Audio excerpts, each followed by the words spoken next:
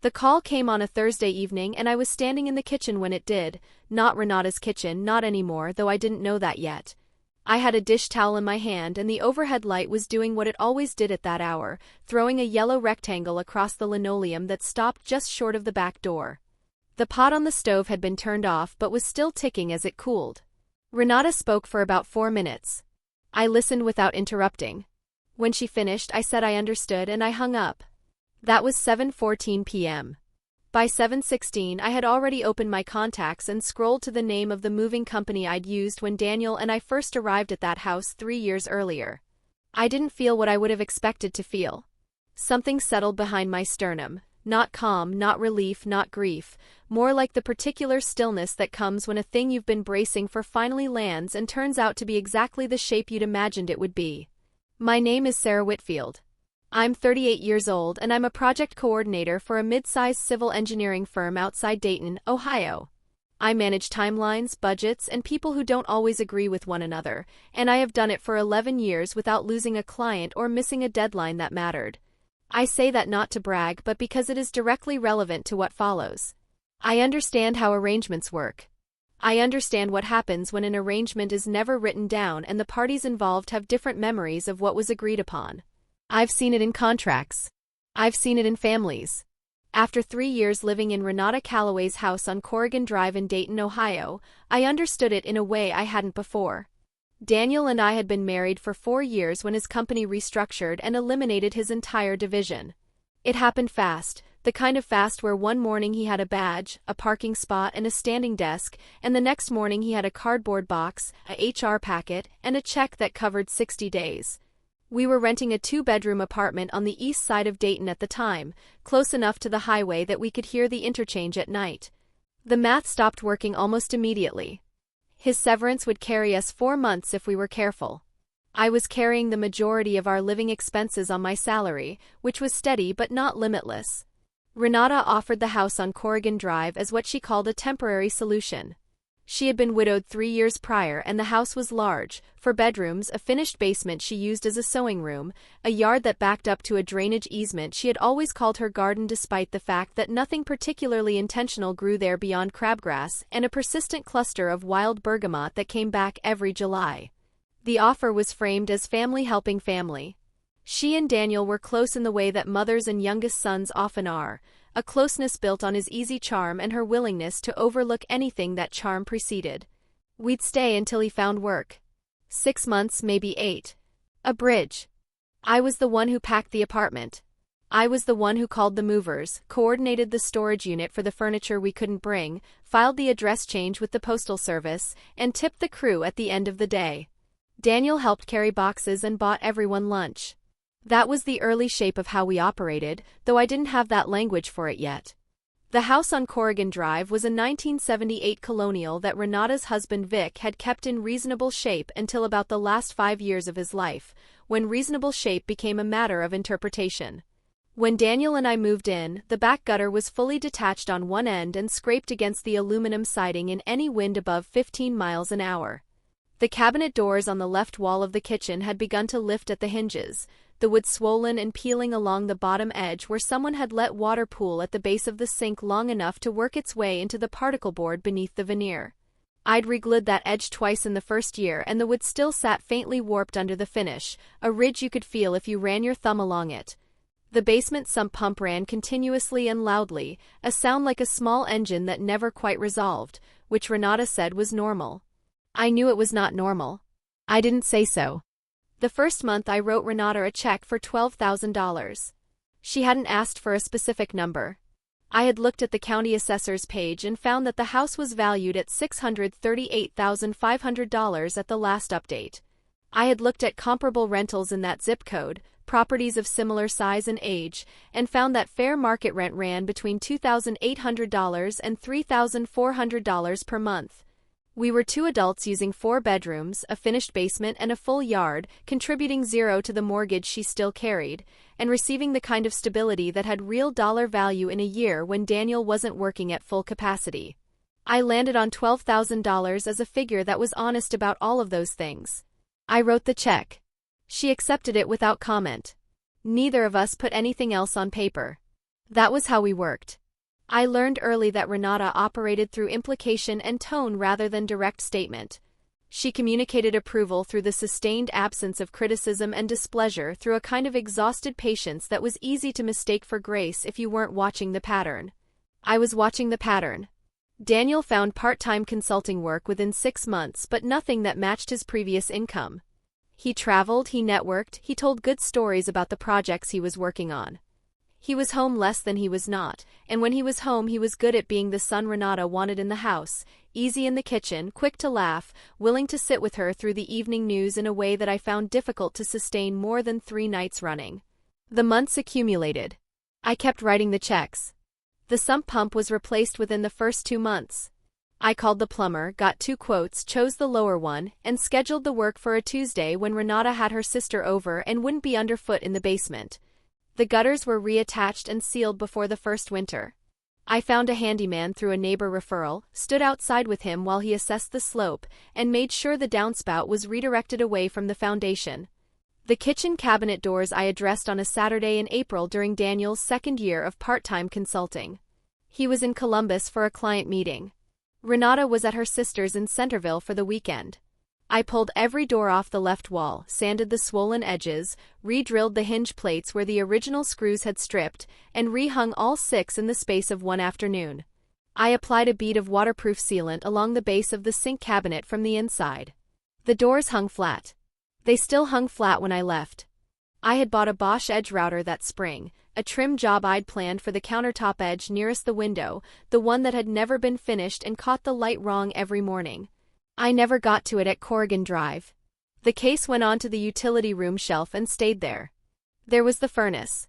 That was the 2nd winter, January, the kind of cold that finds the gaps in a house and demonstrates them.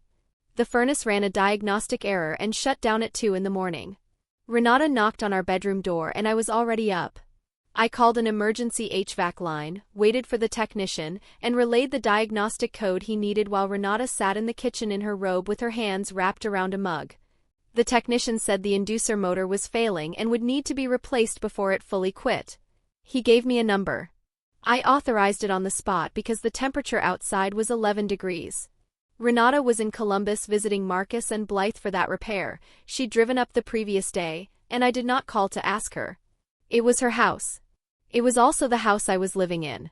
I treated those 2 facts as compatible rather than contradictory, because that was the arrangement, even if only one of us understood the arrangement that way.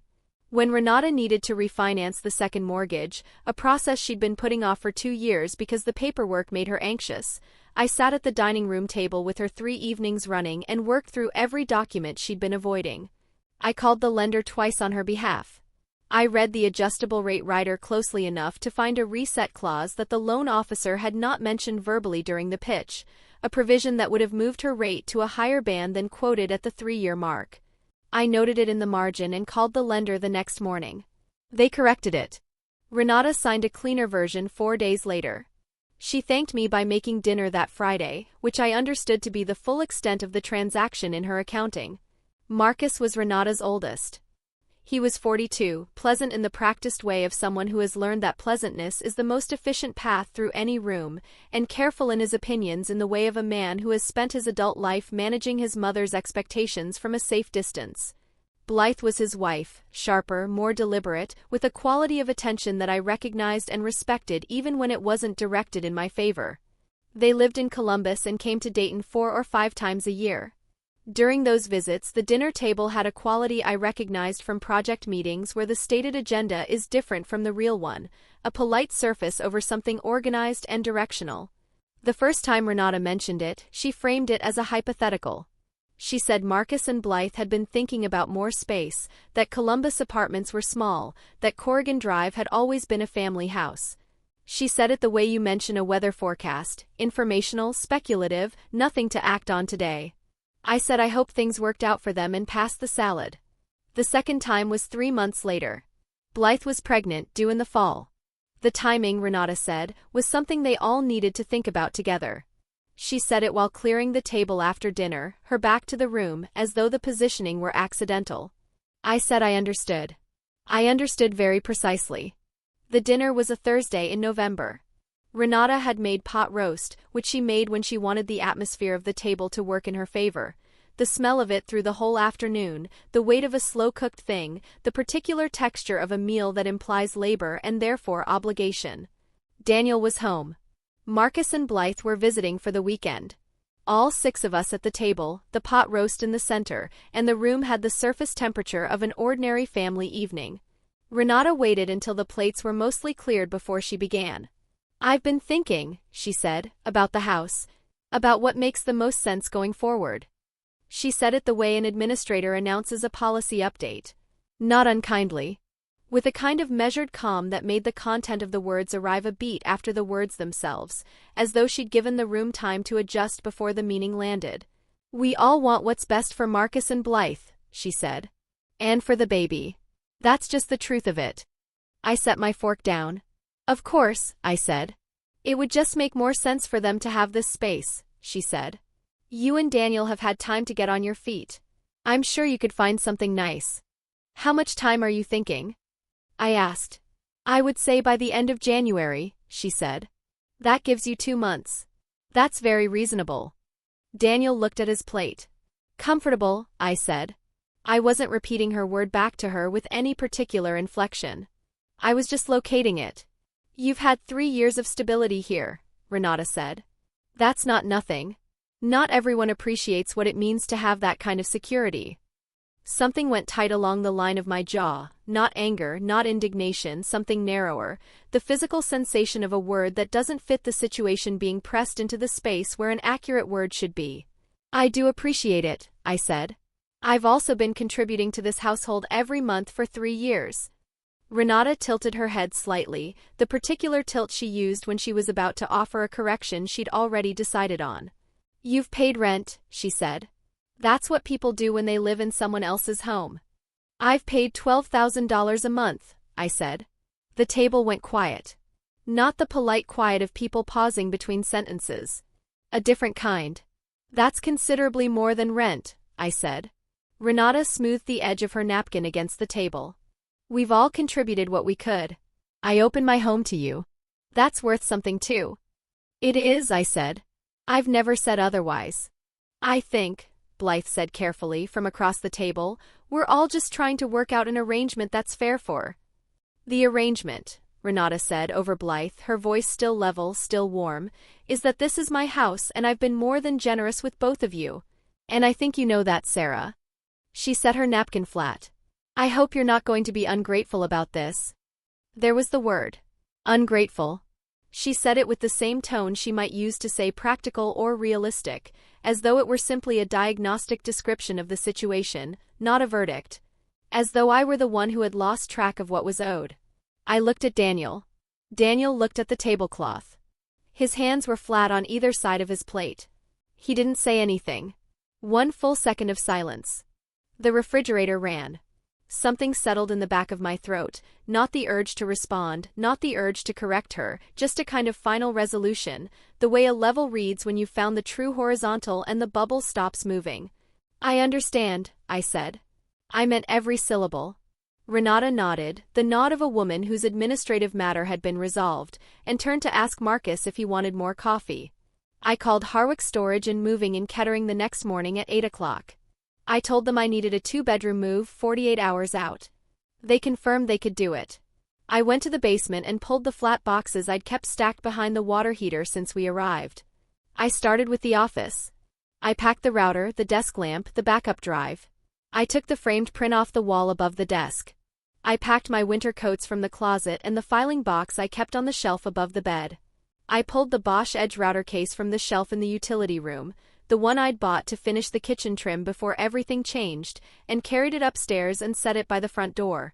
I set my phone face down on the kitchen counter and did not look at it for 2 hours. The $12,000 transfer was scheduled to process in 3 days, same as every month. I logged into the bank account, located the scheduled transfer, and canceled it. 1 entry. No memo. No explanation attached. Renata called 41 hours after the dinner, a Saturday morning, while I was carrying the second-to-last box down the front steps to where the Harwick truck idled at the curb, the driver and his partner working the furniture straps in the back. "I noticed I haven't seen the transfer come through," she said. I know, I said. Is everything all right with the account? Everything is fine with the account, I said. She paused. The pause had a shape to it, calibrating. Sera, I hope we didn't leave things on a bad note. I want you to know that you've always been welcome here. We're just doing what makes sense for the family. I'd like to come by this afternoon, I said. There are some things I want you to see. If that's all right. She said of course she'd put the kettle on. She probably assumed I was bringing keys. A forwarding address form. Something tidy and conclusive and domestic. I arrived at Corrigan Drive at 2 in the afternoon. Renata was in the kitchen. Marcus and Blythe were in the living room. They weren't driving back to Columbus until Sunday morning, which I had specifically counted on. I asked if we could sit at the table. We sat. I reached into the side pocket of my bag and took out my phone. I opened the bank's mobile app, navigated to the account activity, and filtered by the memo field, household contribution. 36 rows populated, one for every month, each line reading $12,000, each dated to the third of its month without exception. The screen showed the running total at the bottom of the filtered list, $432,000. I turned the phone face up and slid it to the center of the table. 36 payments, I said. $12,000 each. $432,000. Every confirmation number is there. Every date. Renata looked at the screen. She did not pick up the phone. That's what we agreed you'd pay, she said. We agreed to nothing in writing, I said. But I paid it. Every month. On time. Sera, Marcus said. I'm not finished, I said. Not sharply. Just a statement of fact. I kept my eyes on Renata. You told me I was ungrateful, I said. That word has been sitting with me since Thursday. She said nothing. $432,000 in 3 years, I said. I also caught the clause in your mortgage refinance that would have cost you more than $11,000 over the life of the loan. I authorized the furnace repair in January when it was 11 degrees outside and you were in Columbus. I rehung every cabinet door in this kitchen. I had that done before you woke up on a Saturday morning and you never asked who did it. I pulled the phone back. I'm not asking you for anything, I said. I'm not here to make demands. I just want you to have the accurate information when you tell yourself the story of what happened in this house. I stood up. I hope Marcus and Blythe are genuinely happy here, I said. That's not sarcasm. I mean it. I picked up my bag. Blythe met my eyes from the doorway to the living room. She held them for a moment and then looked away. I walked out through the back door. Past the cabinet hinges I'd reset. Past the countertop edge I'd never gotten to finish. The yard was the color of late November, brown and matted and cold, and the wild bergamot had died back to the ground for the winter, same as it always did, same as it would again in spring regardless of who was tending it. I got in my car and I drove. 6 months later I was in my own apartment on Delafield Street in Dayton, a 2-bedroom on the 4th floor, east-facing windows, a kitchen that needed about 4 days of trim work to look exactly the way I wanted it to look. In May, on a Saturday morning with the windows open and the sound of the street coming up from 4 floors below, I opened the Bosch Edge router case on my kitchen floor. I'd carried it from Corrigan Drive without ever having used it there. It had lived in its case through the last weeks of packing, through the move, through the first months of the new apartment while I got my footing and learned which neighbors to nod to and which grocery store on Delafield ran out of good bread by Sunday afternoon. I locked in the half-inch straight bit. I set the depth against a scrap piece of trim. I ran a test pass on the drop cloth. Then I set the guide against my own countertop edge, the one nearest the window, the one I'd been meaning to finish since January, and I made one clean pass from end to end. The bit caught cleanly. Composite curls came off in a single continuous strip, pale and almost weightless, and settled on the cloth below. It took 40 minutes. I swept up afterward and ran my thumb along the finished edge. Clean. Level. Mine. Renata left a voicemail in March. I recognized her number before I pressed play. Her voice was composed, considered, the specific cadence of a woman who has rehearsed something until it sounds unrehearsed. She said she'd been reflecting, that she hoped I knew the door was always open, that there had never been any hard feelings on her end and she hoped there weren't any on mine. She said she thought of me often. She said she hoped Daniel and I were working things out. She sounded almost exactly like herself, The warmth present, the structure present, the implication that whatever happened had been mutual and minor and was now appropriately in the past. I listened to it twice. I did not call back. Daniel and I had separated in January, about 3 weeks after I signed the lease on Delfield Street. It was not a dramatic ending. It was the kind of ending that had been visible from a certain distance for longer than either of us had said out loud. He moved in with a friend in Oakwood. I wished him well and meant it. We have not spoken since February and I don't expect that to change, though I hold no particular weight about it. The lease on Delfield Street is in my name. The utilities are in my name. The first and last month I paid from savings I'd accumulated across 3 years of steady income that had also, simultaneously, been funding someone else's household to the tune of $432,000. I have thought about that arithmetic. I've thought about it in the way you think about something that is over, not in the way you think about something you're still carrying. If there is one thing those 3 years gave me, and they did give me things, I'm clear-eyed about that, it is a permanent, settled understanding that a generous arrangement without documentation is just a story. And the person who kept no records will always get to tell that story in whichever direction benefits them most. Write it down. Keep the receipts. Know what you're owed and what you're giving and make sure at least one of those things is on paper. The edge router sits on the shelf above my workbench now, case clean and latched, the instruction manual in the flap pocket where it belongs. Every piece of trim in this apartment I have cut and finished myself. It takes longer alone. Everything does until it doesn't. If this story felt familiar, if you've been in a house that cost you more than anyone around you is willing to count, share it with someone who needs to hear it.